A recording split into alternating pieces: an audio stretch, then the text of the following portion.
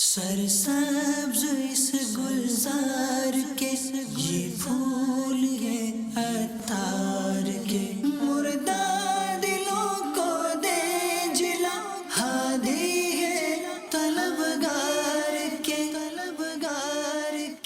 الحمدللہ رب العالمین والصلاة والسلام علی سید المرسلین اما بعد فاعوذ باللہ من الشیطان الرجیم بسم اللہ الرحمن الرحیم الصلاة والسلام علیک یا رسول اللہ وعلی آلک واصحابک یا حبیب اللہ الصلاة والسلام علیک یا نبی اللہ وعلی آلک واصحابک یا نور اللہ۔ فرمان مصطفیٰ صلی اللہ تعالی علیہ وآلہ وسلم، مسلمان جب تک مجھ پر درود شریف پڑھتا رہتا ہے فرشتے اس پر رحمتیں بھیجتے رہتے ہیں۔ اب بندے کی مرضی ہے کم پڑے یا زیادہ۔ صلو علی الحبیب صلی اللہ تعالی علی محمد۔ گزارش ہے کہ ہمارے پنجاب میں محرم الحرام میں مسلمان فوت ہوتے ہیں تو اس کا وہ 70 دعائے فاتحہ نہیں پڑھتے۔ وہ بولتے ہیں کہ یہ امام پاکوں کا غم ہوتا ہے اس لیے اپنوں کو چھوڑ کر بس ان کا غم، اب 13 کے بعد وہ 70 ڈالا جائے گا، فاتحہ پڑھی جائے گی۔ اس کی وضاحت ارشاد فرما دیجیے۔ غلط فہمی ہے لوگوں کی۔ ایصال ثواب سارا سال کیا جا سکتا ہے اور عاشورے کے دن بھی کیا جا سکتا ہے دوسروں کو۔ ہر مسلمان کو ایصال ثواب ہر گھڑی ہر لمحے ہر وقت کیا جا سکتا ہے۔ زندگی میں کوئی یعنی کہ پورے سال کے اندر کوئی ایسا سیکنڈ بھی نہیں ہے کہ جس میں کسی مسلمان کو ایصال ثواب کرنا منع ہو جائے۔ تو بالکل یہ نہیں کہ تدفین جو کی گئی تو اب ایصال ثواب بھی کر سکتے ہیں، جب تک تدفین نہیں کی گئی تب بھی کی سکتے ہیں، فوت شدہ کو بھی کر سکتے ہیں، زندہ کو بھی کر سکتے ہیں۔ بارگاہ رسالت میں بھی تو نظر کرتے ہی ہیں ایصال ثواب۔ اچھا دوسرا یہ بھی سوال تھا کہ اب جو ہے نا وہ میت کا غم نہیں کرنا چاہیے چونکہ اب 13 تک جو ہے نا امام حسین کا غم۔ ہاں تو یہ میت ہو گئی تو اب رونا آئے تو کیا کرے؟ کسی کا جوان بیٹا چلا گیا، یا اس کے رونے پر پابندی ڈالی جا سکے گی کہ اس کے دل میں غم کی کیفیت پیدا نہ ہو؟ یہ تو جس پہ گزرے گی اس کو پتا چلے گا، تو اس میں کیا حرج کیا ہے؟ غم تو پیدا ہوگا۔ رہا یہ کہ شہدائے کربلا کا غم منانا، تو یہ تو ویسے ہی مسئلہ ہے کہ سوگ یعنی غم 3 دن ہوتا ہے انتقال پر، اور عورت یعنی بیوی پر شوہر کی موت کا غم 4 ماہ 10 دن ہوتا ہے، ورنہ عام طور پر تو وہ جو ہے کہ وہ 3 دن کا غم ہے۔ 3 دن سے زیادہ سوگ منانا غم منانا ویسے ہی حرام ہے۔ تو شہدائے کربلا کا غم، ان کے ساتھ جو مصائب و آلام پیش آئے، یہ خود بخود اس کیفیات کا پیدا ہونا، اس میں بندے کا اختیار نہیں ہے، تو یہ ایک اچھی چیز ہے۔ اور ارادتاً غم کا ماحول بنانا، جیسے کہ آج کل ماحول بنایا جاتا ہے، تو یہ ماحول بنانا فتح رضویہ شریف میں اس کو حرام لکھا ہے۔ ایسا بیان کرنا شہدائے کربلا کے تعلق سے کہ جس سے ایک غم کی کیفیت پیدا ہو، اس کو حرام لکھا ہے۔ تجدید حزن جس کو کہتے ہیں نا، غم کو نئے سرے سے تازہ کرنا، رینیو کرنا، یہ ممانت اس کی۔ تو جس کے آپ فوت کی اس کو تو غم تو ہوگا ہی نا، اس پر تو نعوذ باللہ مطلب کوئی حکم لگ ہی نہیں سکتا، روئیں گے آنسو بہائیں گے۔ اب نوحہ کرنا یہ جائز نہیں ہے کہ اس میں آدمی کا اختیار ہوتا ہے۔ نوحے میں نوحہ اس کو بولتے ہیں کہ میت کے اوصاف میں مبالغہ کرنا، میت کی جو خوبیاں اس کی جو اس میں نہیں ہیں وہ بھی بیان کر رہے ہیں، رو رہے ہیں، یہ ہوتا ہے، تو یہ نوحہ کہلاتا ہے، یہ حرام ہے۔ آنسو بہنا یہ گریہ رحمت ہے، خود بخود آنسو جو بہتے میت پر اپنے عزیز کی، تو یہ رحمت کا رونا ہے۔ واللہ تعالی اعلم ورسولہ اعلم عز وجل وصلی اللہ تعالی علیہ وآلہ وسلم۔ صلو علی الحبیب صلی اللہ تعالی علی محمد. علی محمد. میرا سوال یہ ہے کہ ایک مٹھی سے جب داڑھی کے بال بڑھ جاتے ہیں اور جو بال بڑھ گئے اگر ان کو کاٹے تو پھر ان کو کیا کرے؟ پھر کاٹنے کے بعد جب ایک مٹھی سے بڑھ جائے بال تو جو بھی بدن انسانی سے خارج ہو اس کو دفن کرنا چاہیے. اگر پھینک دے تو یعنی یہ بال ہیں، کھال ہے، ناخن ہیں، ان چیزوں کو دفن کرنا چاہیے. پیارے مرشد کریم، آپ کی بارگاہ میں ایک سوال عرض تھا کہ سرکار علیہ الصلوۃ والسلام اگر کسی کی خواب میں تشریف لائیں تو اس جگہ کا کیا حکم ہے؟ تو آپ نے اس کا حکم ارشاد فرمایا تھا. یہ بھی بتا دیجئے، ارشاد فرما دیجئے کہ اگر کسی کو سرکار صلی اللہ علیہ وسلم بیداری میں تشریف لائے، جیسا کہ امام جلال الدین عبد الرحمن بن ابو بکر سیوطی شافعی رحمۃ اللہ علیہ کو بیداری میں الحمدللہ 75 مرتبہ سرکار صلی اللہ علیہ وسلم کی زیارت ہوئی، تو جب بیداری میں کسی کے پاس سرکار علیہ الصلوۃ والسلام تشریف لائیں گے تو کیا بیداری میں اس کو یہ کہا جا سکتا ہے کہ سرکار علیہ الصلوۃ والسلام ادھر تشریف لائے، اور اس جگہ کا ادب ویسے ہی ہوگا جیسا کہ مدینے کی گلیوں کا؟ اب اگر کسی کو بیداری میں زیارت ہوتی ہے اس جگہ کا ادب تو ہے، بلکہ خواب میں بھی جس جگہ زیارت کی اس جگہ کے بھی ادب کرے تو اچھی بات ہے. لیکن اب یہ اس کو چلا بنا لے اور نمبر بنائے اور مجھے زیارت ہوئی مجھے زیارت ہوئی، تو یہ مسئلہ جو ہے یہ بندے کو خود اپنے آپ کو خطرے میں ڈالنے والی بات ہے کہ لوگ تعظیم کریں گے، کسی کو وسوسے آئیں گے کہ جھوٹ بولتا ہے، لوگوں کی ہمدردی حاصل کرتا ہے، عزت بڑھانے کے لیے ایسا کرتا ہے، اس کا کریکٹر تو دیکھو، اس کا اخلاق تو دیکھو، یہ سب چکر ہوں گے. تو چپ چاپ خود تعظیم کرتا ہے اس جگہ میں، ٹھیک ہے، اگر ادب کرتا ہے تعظیم کرتا ہے انشاءاللہ ثواب کا حقدار ہوگا. یہ میں نے نہیں کہا کہ جیسے یہاں بھی کوئی بیداری میں زیارت کرے تو اس کا مقام مدینے کی گلیوں کی طرح ہو گیا، یہ میں نے کہا نہیں ہے، کہیں غلط فہمی نہ ہو جائے. مدینے کے فضائل بالکل یعنی کہ حدیثوں میں موجود ہیں، تو ان کے فضائل کے مطابق یہاں تو ہم نہیں بول سکتے نا کہ اب ان کے وہی فضائل ہو گئے. اچھا، آپ یہ بتائیں کہ وہ مکہ شریف میں رہائش کہاں لینا پسند کرتے ہیں؟ رہائش کہاں ہونی چاہیے؟ وہاں ہونی چاہیے کہ جہاں مدینے کی طرف پاؤں نہ پڑے، سوئیں تو سجدے میں بھی پاؤں مدینے کی طرف نہ ہو. جب سجدے میں جائیں گے تو پورا پاؤں کا جو تلوا ہے نا وہ ظاہر کے اپوزٹ الٹا جاتا ہے، شرعن جائز ہے. پھر یہ ہے، ہاں پھر یہ کچھ بول دیں گے کہ ناجائز بولا الیاس نے کہ ادھر مکان نہیں لینا چاہیے، تو مسائل کھڑے. ناجائز نہیں ہے، ایک احتیاط ادب بھی پتہ نہیں ہے یا نہیں ہے، تو سارے رہتے ہیں، سب کو کیا بے ادب بولیں گے؟ یہ اپنی لوجک ہے. صلو علی الحبیب صلی اللہ تعالی علی محمد. 12 ماہ کا سفر میرا جاری ہے، آپ دعا کیجیے گا استقامت کی. سوال یہ ہے امیر سنت سے کہ جو 12 ماہ میں سفر کر رہا ہوں تو اس میں بہت سارے زندگی کے ایسے اتار چڑھاؤ جو کہ ایک نارمل زندگی میں تجربات نہیں ہوتے، تو وہ اس 12 ماہ کے سفر میں دیکھنے میں آتے ہیں. اور اس میں الحمدللہ عز و جل مبلغین دعوت اسلامی اس میں بہتر انداز میں اصلاح فرماتے ہیں، اور اس کا سب سے بڑا فائدہ یہ ہوتا ہے کہ آپ کی قربت کی سعادت ملتی ہے، آپ کے قریب آنے کا موقع ملتا ہے، آپ کے مدنی پھول اور آپ کی صحبت سے اور مدنی مذاکروں سے اور دعوت اسلامی کے مدنی ماحول سے جو سیکھنے کو ملتا ہے، تو اس کی جو ایک لذت ہے، اس کی جو ایک چاشنی ہے، تو وہ کچھ اور ہی مزہ دیتی ہے. میرا یہ آپ سے سوال ہے امیر سنت سے کہ اس معاملے میں کیا ایسی رہنمائی آپ فرما دیں کہ جو دیگر اسلامی بھائی جو کہ جاب کرتے ہیں یا آفس میں کام کرتے ہیں یا ایسے سوسائٹی کے لوگ جو دل میں تمنا رکھتے ہیں کہ ہم بھی 12 ماہ میں سفر کریں، لیکن وہ اس میں سفر کرنے میں آنے میں گھبراتے ہیں، یا ایسے اسلامی بھائی جو اس میں آ جاتے ہیں اور گھبراہٹ کا شکار ہو کے شیطان کے حملوں کا شکار ہو کر چھوڑ کے چلے جاتے ہیں پریشان ہو کر، تو ان کے متعلق کچھ مدنی پھول عنایت فرما دیجیے.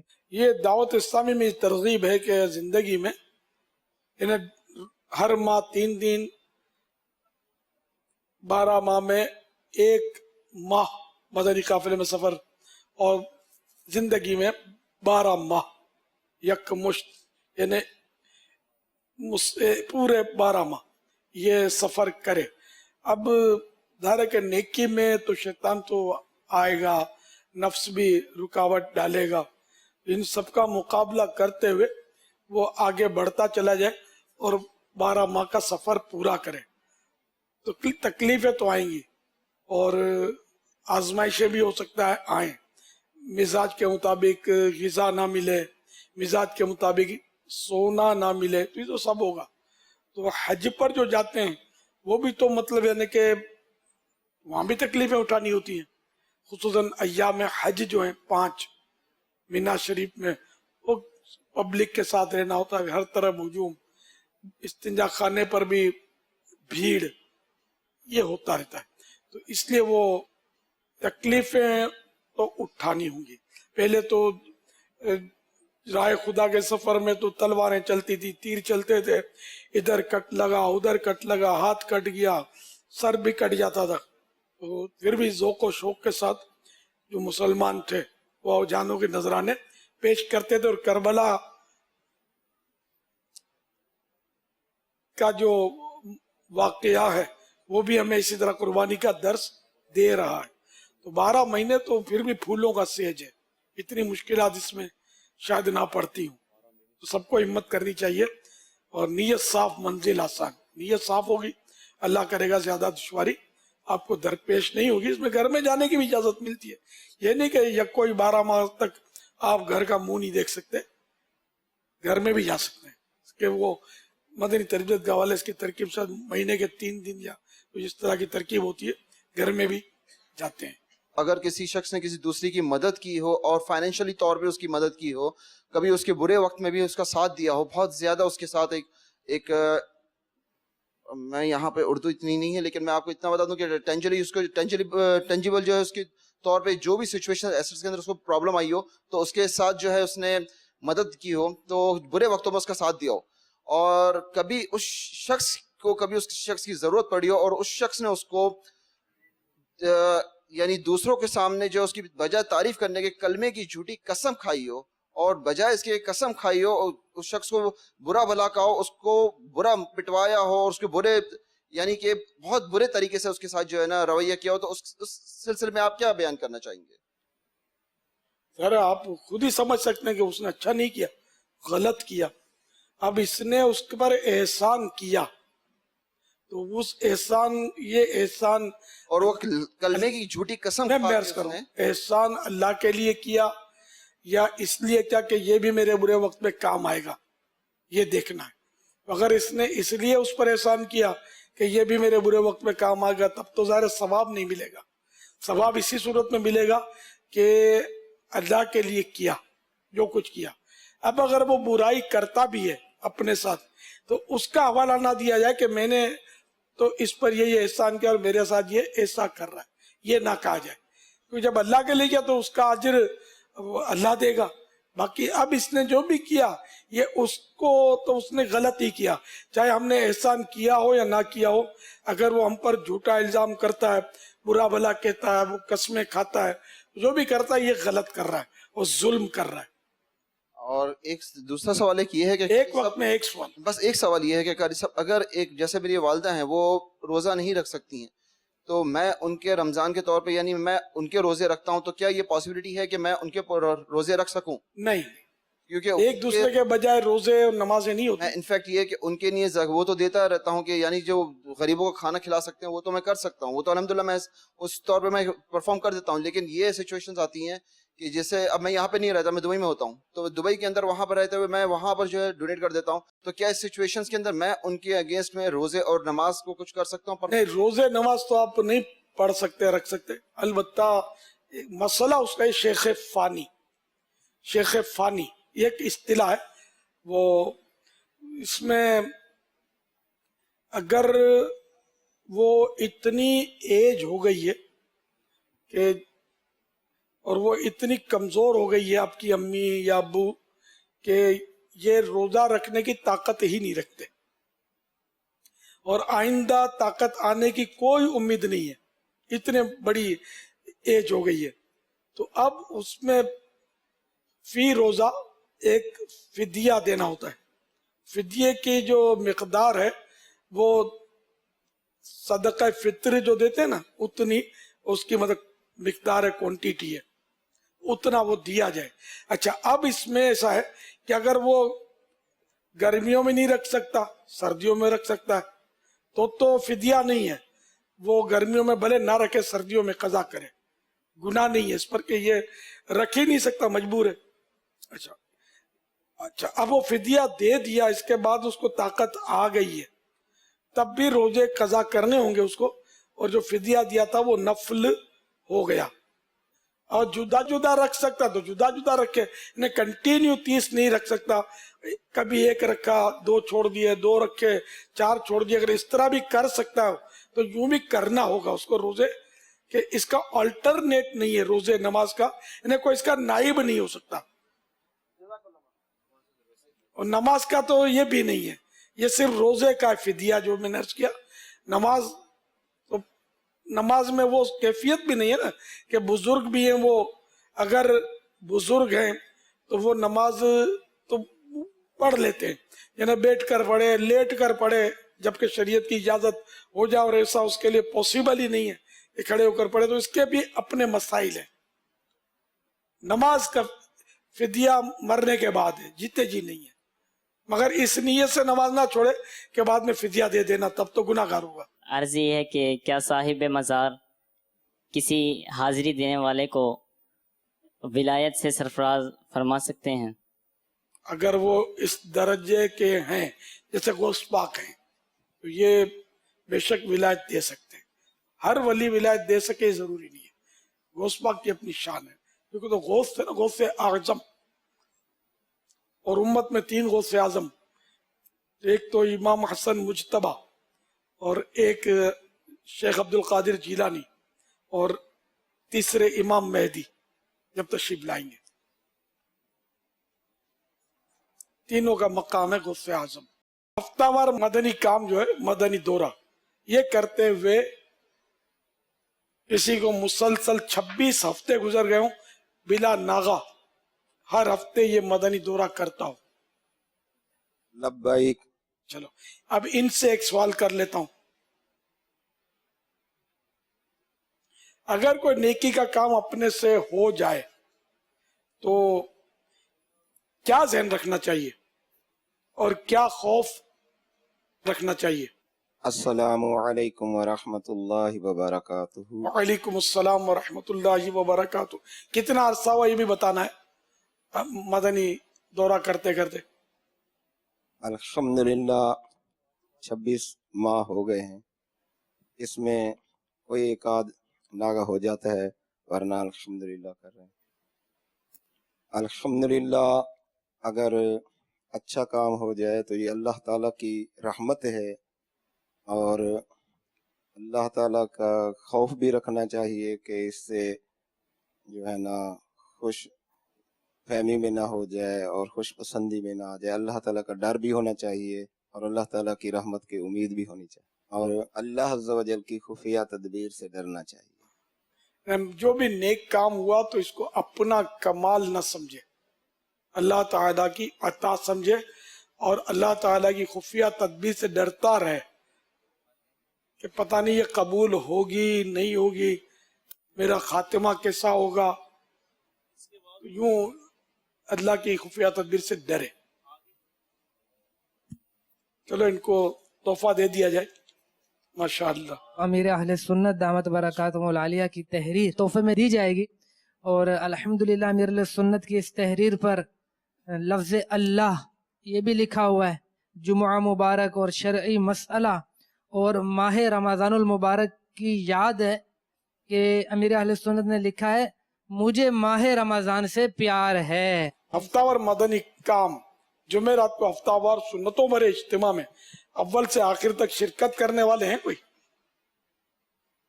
अव्वल से आखिर से मुराद मगरिब की नमाज पढ़ी फैजान मदीना में, और इशराक और चाश्त सलातो सलाम के बाद रुखसत हुआ। इज्तिमा का टाइम ये है। माशाअल्लाह 5-7 माशाअल्लाह। अच्छा अब इनमें से जवाब देंगे कि माह हराम कितने और कौन कौन से? السلام علیکم ورحمۃ اللہ وبرکاتہ۔ وعلیکم السلام ورحمۃ اللہ وبرکاتہ۔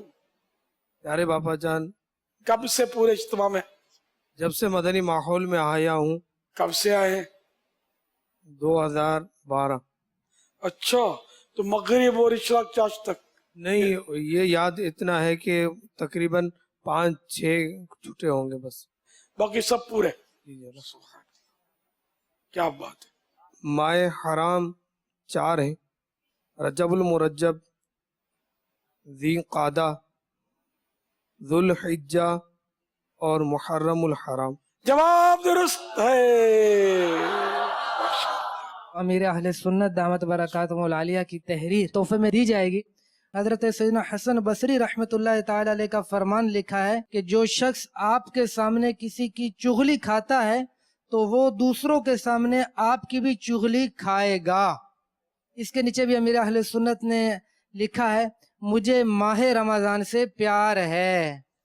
مکہ، مدینہ، بقی، یوں ماشاءاللہ امیر اہل سنت دامت برکاتہم العالیہ کا ایک اپنے ہاتھ مبارک سے لکھی ہوئی یہ تحریر شریف ہے۔ یہ 12 ماہ سے پورے اجتماع، چلو ان کو 1 ریال تحفے میں ملے گا۔ اور کوئی نہیں لینا، گناہ گار ہوں گے اگر ویسے لے لیں گے تو۔ چلو یہ 12 بجے والے کو دے دیتے ہیں۔